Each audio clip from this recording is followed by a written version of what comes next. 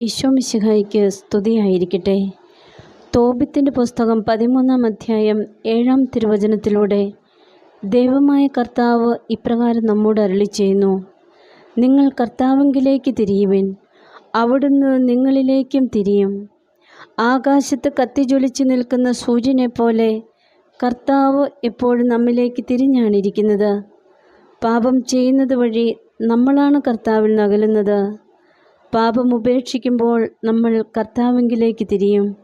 Baruch 4:28 പറയുന്നത് പോലെ കർത്താവിൽ നിന്ന് അകലാൻ കാണിച്ചതിൻ്റെ 10 ഇരട്ടി തീഷ്ണതയോടെ തിരിച്ചു വന്ന് നമുക്ക് അവിടുത്തെ തേടാം.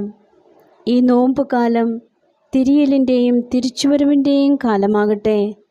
അതിനായി വിലാപങ്ങളുടെ പുസ്തകം 3:40 പറയുന്നത് പോലെ നമുക്ക് നമ്മുടെ വഴികൾ ദൈവകൽപ്പനകളുടെയും തിരുസഭയുടെ കൽപ്പനകളുടെയും തിരുവചനത്തിൻ്റെയും വെളിച്ചത്തിൽ സൂക്ഷ്മമായി പരിശോധിച്ച് ചുങ്കക്കാരൻ്റെ വിനീതഭാവത്തോടെ ഏറ്റുചൊല്ലാം: ദാവീദിൻ്റെ പുത്രനായ ഈശോയെ, പാപിയായ എൻ്റെ മേൽ കരുണയായിരിക്കണമേ.